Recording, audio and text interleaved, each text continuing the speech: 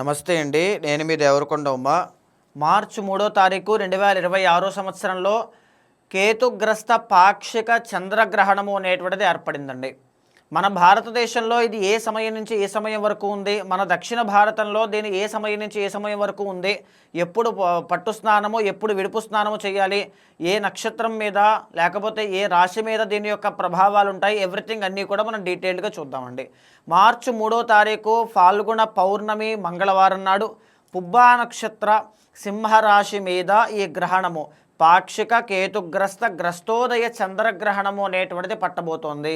ఈ యొక్క గ్రహణం యొక్క ఎఫెక్ట్ ఎప్పుడు స్టార్ట్ అవుతుంది అంటే మధ్యాహ్నము 3:21 దగ్గర నుంచి సాయంత్రము 6:50 దాకా గ్రహణం ఉంటుందండి.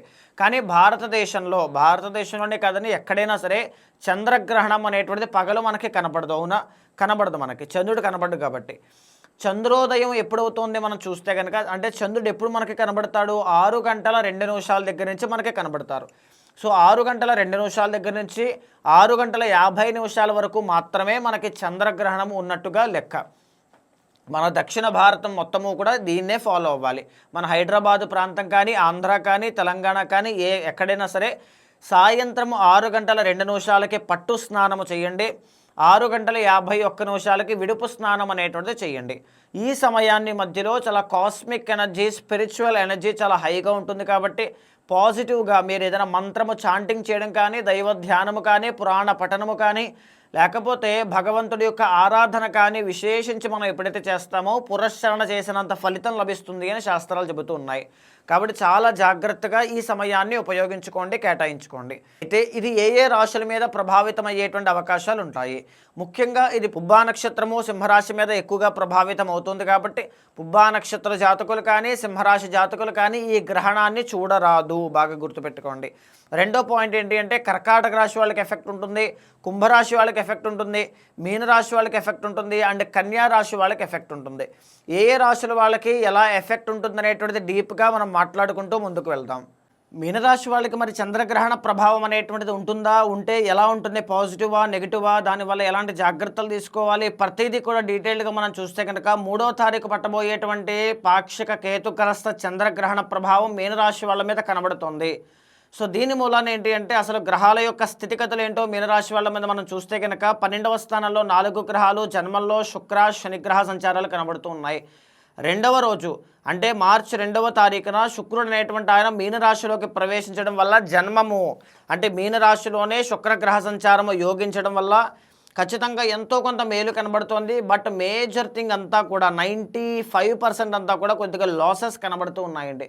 12వ స్థానంలో ఉన్నటువంటి గ్రహాలు కాబట్టి ఆరోగ్యం నష్టపోవడం, ఏదైనా రుణ బాధలు అప్పుల బాధతో ఇబ్బంది పడడం కానీ, శత్రు బాధలతో ఇబ్బంది పడడం కానీ, లేకపోతే మనీ అనేటువంటిది విపరీతంగా ఖర్చులైపోవడం కానీ. సెకండ్ లార్డ్ అండి, సెకండ్ లార్డ్ 12th ఉన్నారు. సెకండ్ అంటే ఎవరు? ధనస్థానం కుజుడు 12th ఉన్నారు. గొడవలు అవ్వడం కానీ, కోర్టు సమస్యలు, వాహన ప్రమాదములు కానీ, వాహనం విషయంలో జాగ్రత్తగా ఉండాలి.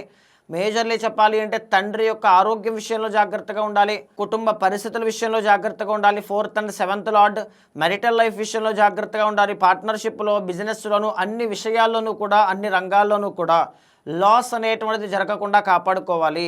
డబ్బు నష్టపోవచ్చు, కష్టపడింది నష్టపోవచ్చు, రాంగ్ ఇన్వెస్ట్మెంట్స్ వల్ల డబ్బు కోల్పోవడం జరగచ్చు, రిలేషన్షిప్లో ప్రాబ్లమ్స్ అనేటువంటివి రావచ్చు, ఎనర్జీ అంతా కూడా కోల్పోవచ్చు. ఇలాంటివి ఏది రాకుండా మీనరాశి వాళ్ళు తమని తాము జాగ్రత్త పరచుకోవడానికి గ్రహణ శాంతి అనేటువంటిది ఆచరించండి. అసలే గురుబలము కూడా మీకు 4వ స్థానంలో ఉన్నారు. వక్రగతి వదిలేసినప్పటికీ కూడా మీకు పెద్దగా మార్పులు చేర్పులు ఏమీ రావడం లేదు. సో మేజర్లీ చేయాల్సిన పని ఏంటి అంటే గురుబలం లేదు కాబట్టి కెరీర్ మీద ఎక్కువగా ఫోకస్ చేయండి. ఎవరైనా శుభకార్యాలు, పెళ్ళిళ్ళు, సంతానం ఇలాంటివి ఏమైనా ఉంటే పోస్ట్ పోన్ అయ్యే అవకాశాలు ఎక్కువగా కనబడుతున్నాయి. దానికి కూడా ఇప్పుడు నేను చెప్పబోయేటువంటి గ్రహణ శాంతి ఉపయోగపడుతుంది. తరువాత మాట ఏంటి అంటే ఈ 6వ స్థానంలో కేతు అనేటువంటి ఆయన ఒక్కరే లాస్ట్ ఇయర్ దగ్గర నుంచి మిమ్మల్ని కాపాడుతూ ఉన్నారు. మీరు ఎన్ని కష్టాలు వచ్చినా తట్టుకుని నిలబడగలిగేటువంటి శక్తి సామర్థ్యాలు మీకు ప్రసాదిస్తూ ఉన్నారు. బట్ 12వ స్థానంలో ఉన్నటువంటి రాహువు మీ అలవాట్లు, వ్యసనాలు, జూదం ఉంటే కనుక విపరీతమైన లాస్ని క్రియేట్ చేయడానికి దగ్గరుండి మిమ్మల్ని చూస్తూ ఉన్నారు. విదేశీ యోగాలకైతే అనుకూలంగా ఉంది. విదేశీ యోగాలకు అనుకూలం పాజిటివ్ ఏంటి అంటే ఇక్కడ పూర్వకాలంలో దీన్ని దేశ బహిష్కరణ అనేటువంటి వాళ్ళము, బట్ ఈనాటి కాలంలో విదేశీ యోగం అంటూ ఉంటాం. కాబట్టి ఖచ్చితంగా మీనరాశి వాళ్ళకి ఫారెన్ ట్రావెల్స్ అన్నీ కూడా అనుకూలంగా ఉంటాయి.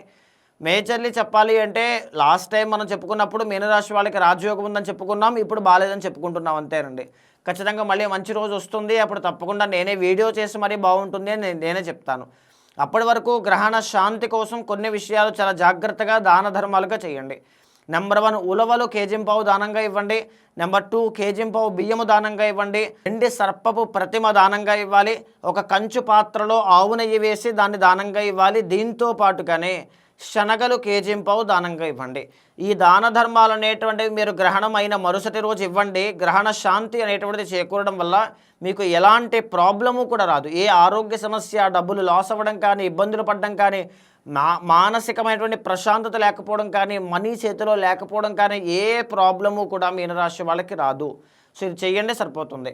అయితే జన్మ శని నడుస్తోంది, గురుబలం లేదు, రాహు యొక్క స్ట్రెంత్ లేదు.